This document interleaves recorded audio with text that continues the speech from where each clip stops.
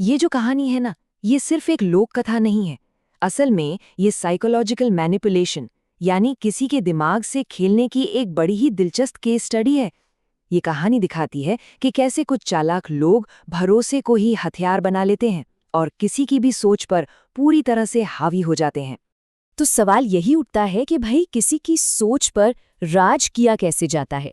कैसे कहानियों, अफवाहों और छोटे छोटे सच को मिलाकर एक ऐसा जाल बुना जाता है जिसमें लोग खुद ब खुद फंसते चले जाते हैं। आज हम इसी खतरनाक खेल की परतें खोलेंगे। हम समझेंगे कि कैसे भरोसे को धीरे धीरे बनाया जाता है, फिर उसका इस्तेमाल होता है और आखिर में उसे कैसे तोड़ा जाता है। तो चलिए इस कहानी की शुरुआत करते हैं इसके खिलाड़ियों से मिलकर। ये वो 3 लोग थे जो एक छोटे से अनजान से गांव में पहुंचे थे। देखिए, ये कोई मामूली तिकड़ी नहीं थी, एक पूरी टीम थी। राघव एकदम शांत, वो था इस ऑपरेशन का दिमाग जो सारी रणनीति बनाता था। फिर था काशीनाथ, जिसकी बातों में गजब का जादू था। वो लोगों के चेहरे पढ़कर उनके डर और लालच को भांप लेता था। और तीसरा था भीमा, ताकतवर और चालाक, जो किसी भी प्लान को अंजाम दे सकता था। तीनों की खासियतें मिलकर उन्हें एक परफेक्ट टीम बनाती थीं। और उनकी पूरी की पूरी रणनीति बस इसी एक लाइन पर टिकी थी। वो जानते थे कि छोटे गांव में कोई भी खबर धीरे धीरे फैलती है, इससे अफवाहों को जड़ में जमाने का पूरा मौका मिल जाता है। और यहाँ लोग एक दूसरे पर जो भरोसा करते हैं ना, वही उनकी सबसे बड़ी कमजोरी भी बन सकता है। तो आइए अब देखते हैं कि उनके प्लान का पहला फेज क्या था, यानी उन्होंने एक एक करके भरोसे की ये नींव रखी कैसे। उन्होंने शुरुआत में कोई बड़ी चाल नहीं चली, नहीं, बिल्कुल नहीं।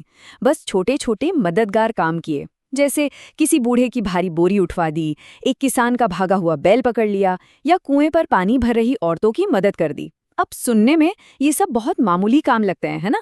पर असल में ये सब भरोसे का पहला धागा बुनने के लिए सोची समझी चालें थीं।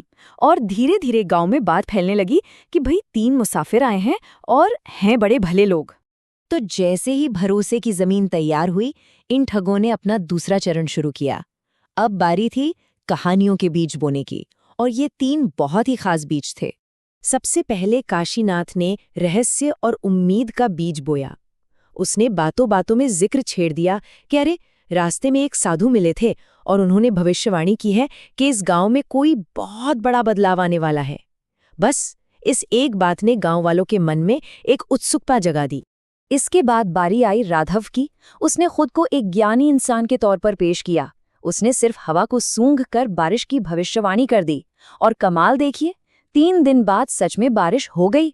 अब गांव वालों की नजर में वो कोई मामूली मुसाफिर नहीं रहा, बल्कि एक खास आदमी बन गया। और आखिर में इस्तेमाल किया गया डर का।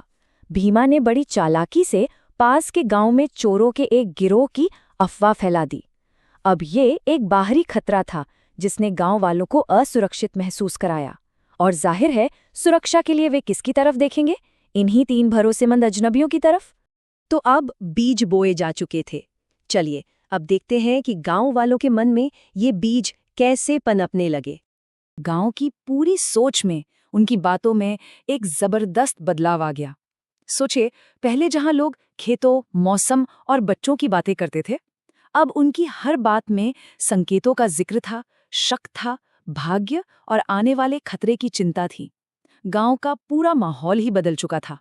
और सबसे कमाल की बात ये थी कि कुछ ही समय में उन ठगों को झूठ बोलने की जरूरत ही नहीं पड़ी। गांव वाले अब खुद ही खजाने और खतरे की कहानियां गढ़ रहे थे। भविष्यवाणी और अफवाहों ने उनके डर और लालच को इतना बढ़ा दिया था कि वे अनजाने में खुद ही उस जाल को और भी मजबूत कर रहे थे। लेकिन ठीक उसी वक्त जब ये खेल अपने चरम पर था, इस खेल को बनाने वालों में से एक, यानी राघव, का ज़मीर जाग गया, और यहीं से कहानी में एक नाटकीय मोड़ आया। अचानक सबके सामने राघव ने उस पूरे भ्रम को तोड़ना शुरू कर दिया जिसे बनाने में उसने ही मदद की थी। उसने साफ साफ कहा, कोई खजाना नहीं है। फिर उसने उस भविष्यवाणी की जड़ पर ही वार किया जिससे ये सारा खेल शुरू हुआ था। उसने खुलासा किया कि रास्ते में कोई साधु नहीं मिला था, वो कहानी पूरी तरह से मनगढ़ंत थी। और फिर उसने आखिरी और सबसे चौंकाने वाला सच सामने रखा, हम ठग हैं। इस एक सच ने गांव वालों का भरोसा चकनाचूर कर दिया और उन्हें मजबूर कर दिया ये सोचने पर कि इस धोखे में उनकी खुद की क्या भूमिका थी। इस कहानी की असली सीख तब सामने आई जब गांव के सबसे बुजुर्ग रामलाल ने पूरी बात का रुख गांव वालों की तरफ मोड़ दिया। उन्होंने समझाया कि असली खिलाड़ी सिर्फ ये 3 ठग नहीं थे, बल्कि वे सब थे जिन्होंने बिना सवाल किए, बिना सोचे समझे इन कहानियों पर यकीन कर लिया। तो फिर दिमाग के इस पेचीदा खेल से हमें सबसे बड़ा सबक क्या मिलता है? ये कहानी हमें कहानियों की ताकत के बारे में एक बहुत गहरा सबक सिखाती है। देखिए, कहानियां उम्मीद जगा सकती हैं, हिम्मत दे सकती हैं, लेकिन अगर उन पर सवाल न किया जाए तो वही कहानियां लोगों को बेवकूफ़ बनाने का सबसे बड़ा हथियार भी बन सकती हैं। और आखिर में ये कहानी हमें एक बड़े ही गहरे सवाल के साथ छोड़ जाती है। क्या सच में कोई ऐसा गांव, कोई ऐसा समाज हो सकता है जो आंखें बंद करके विश्वास करने के बजाय सवालों की बुनियाद पर बना हो? एक ऐसी जगह जहां लोग कहानियों से कम और सवालों के साथ ज्यादा जीते हों।